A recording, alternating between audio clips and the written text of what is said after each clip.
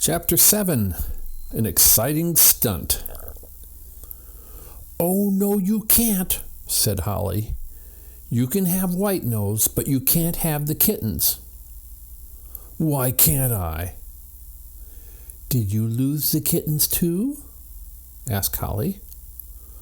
"Well, no," Joey admitted. Holly smiled. "Then you can only have what you lost," said the little girl. The other children had never thought of this, but it did seem to make sense. Joey reluctantly agreed to take the cat and leave the kittens. He told the children that White Nose's other name was Buttermilk. "Come on, Buttermilk," he coaxed. "We're going home." But the cat did not move. "See," said Ricky, "she doesn't want to go with you. She wants to stay with her kittens." "I'm going to take her anyway," said Joey. He glanced around the cellar and saw an old basket with a cover. Then Joey reached down and grabbed the cat around the middle. The angry cat scratched and meowed, but Joey pushed her roughly into the basket, slammed the cover down, and sat on it. "Now I have you," he said triumphantly. "You're not going to get away from me again." "What are you going to do with her?" Pam asked. "Lock her in our storage room," Joey replied. "That'll teach her not to run off." The Hollister children felt very sorry for White Nose and her kittens. The babies were big enough to stay away from their mother, although no one would have thought so, the way White Nose scratched and cried inside the basket. The children opened the cellar door for Joey. He carried the cat out onto the backyard. She was still crying and scratching. "I think I know what I'll do to her," Joey said. "I'm going to cool her off in the lake." "But cats don't like water," Pam pleaded.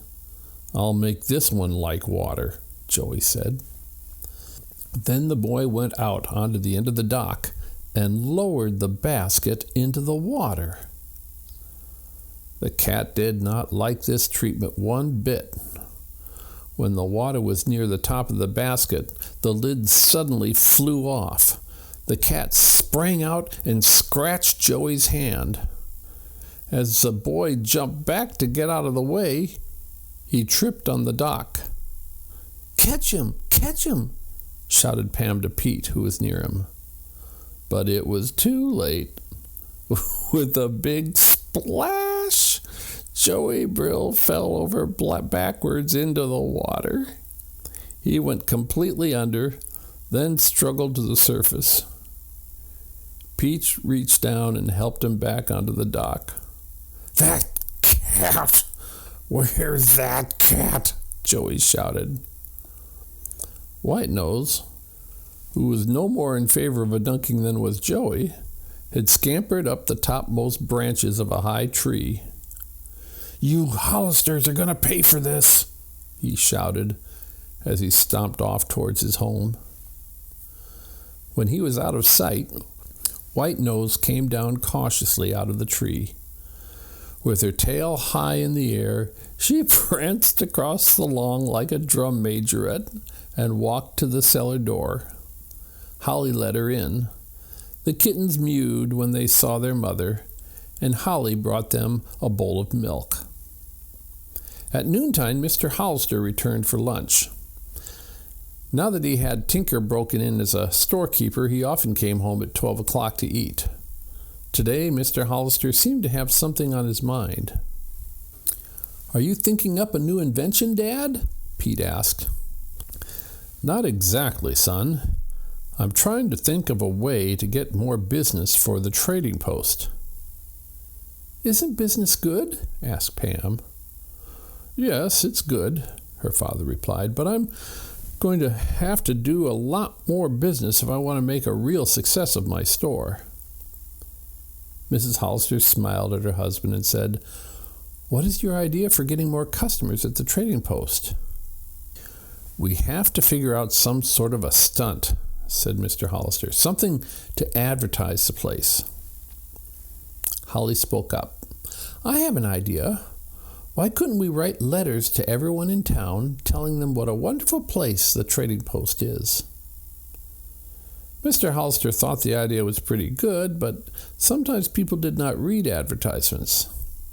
"This has to be something spectacular," Mr. Hollister said. "What is a speck and a tackler, Daddy?" said Sue. All the children laughed, and her father explained to his little girl that spectacular meant exciting, like putting on a little circus in your backyard. "Then let's have a little circus," said Sue eagerly. The word circus suddenly made a plan click in Pete's mind. He snapped his fingers. "Circus balloons! Why couldn't we have a stunt with balloons?" he asked. While the rest of the family listened intently, Pete outlined his plan. The Hollisters would blow up a lot of balloons.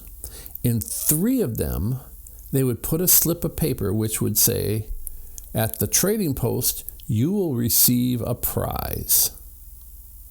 Then, all of the balloons would be dropped off a high steeple of a church in the center of town. Naturally, all the children would rush for the balloons. "And let the air out to see who's lucky," said Holly. "No, they have to bring them to the store blown up," Pete declared. "That'll make everyone go to the Trading Post to see who has the lucky numbers." "I think that's a dandy idea," said Pam. "What do you think, Daddy?" Mr. Hollister agreed. He would advertise the scheme in the newspaper and bring home a big box of balloons from the Trading Post. That night, the children would blow up the balloons for the grand stunt. That afternoon, Pete telephoned the sexton of the old church. He said he would be very glad to let the children drop balloons from halfway up the steeple. When Mr. Hollister brought the balloons home that night, the whole house buzzed with excitement. Pam wrote many little slips of paper. Each one said, "Buy your toys at the Trading Post." But on 3 special ones, it also said, "This is a lucky number balloon. The Trading Post has a prize for you." While Pam was doing this, Ricky, Holly, and Pete were blowing up the balloons. Some were round, others were long. They came in all sizes and were red, yellow, white, green, and blue. Before bedtime, all of the balloons were ready. There were 102. The children tied short strings to each balloon and held them in bunches like the balloon men at the circuses. Just as they were finishing their job, Pete glanced toward the window. He saw a head bob quickly out of sight. "Who's there?" he called. There was no reply as Pete hurried to look out. It was dark and quiet. "Maybe it's the old man walking in his sleep," Ricky said with a grin. "Let's invite him in and give him a balloon."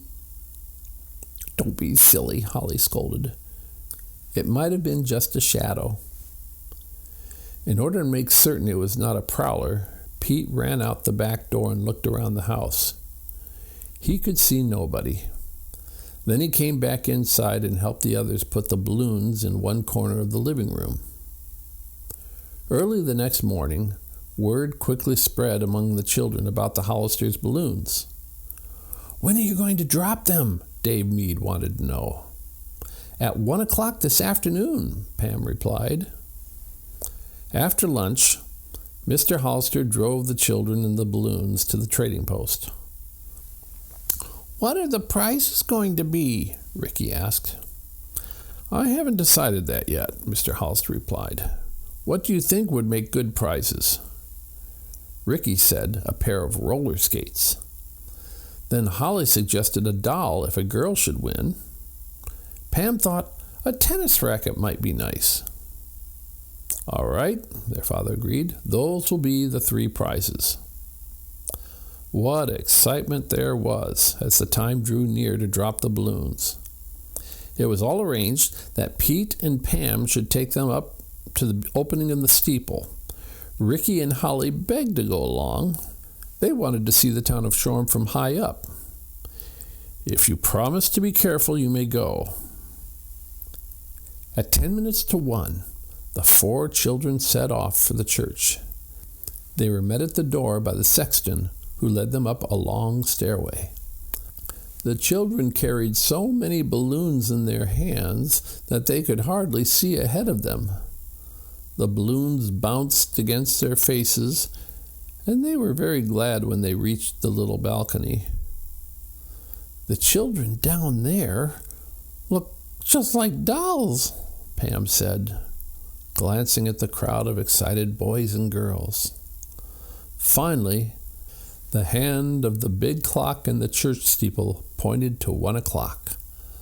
The bell went bong. "Let 'em go," Pete shouted. He and Pam released the balloons amid the shouts of the children below. The balloons scattered in all directions as the wind carried them up and down and sideways. The Hollisters watched for a moment as their little friends made a mad scramble for them. What a scene! Traffic was stopped completely as the children ran here and there, jumping and grabbing to get the bobbing balloons. "I think we'd better get back to the trading post," Pete said. "The kids will be coming in soon." Many of the children's parents had accompanied them to town to watch the fun. Now they all started to enter the trading post. As each balloon was presented to Mr. Hollister, he opened it carefully and took out the little slips of paper. Finally, so many children came in all at once that Pete and Pam had to help him, while Roy Tinker took care of grown-up customers. Presently, a little boy named Phil held up his balloon to Pete, who opened it and read the paper. "Here's a lucky number," said Pete. "Yippee!" yelled Phil. Everybody gathered around the boy. "What would you like to have, roller skates or a tennis racket?" Mr. Hollister asked. "Roller skates." He picked them out. After the Hollisters had let the air out of about 50 balloons, Ann Hunter rushed in. "I found this one over by the lake," she said breathlessly. Pam opened it. "Another lucky number." "Oh, Ann, I'm so glad you won," Pam said. "Well, young lady, what would you like to have?" asked Mr. Hollister. "A doll or a tennis racket?" Anne chose a cute doll with golden curls. The excitement continued as other balloons were opened. As they reached 92, Joey Brill rushed in, shoving the other children aside. He had a balloon in his hand. "Open it," he demanded. Pete took out the slip of paper. "Another lucky number," he cried out. "Ugh," whispered Ricky to Holly.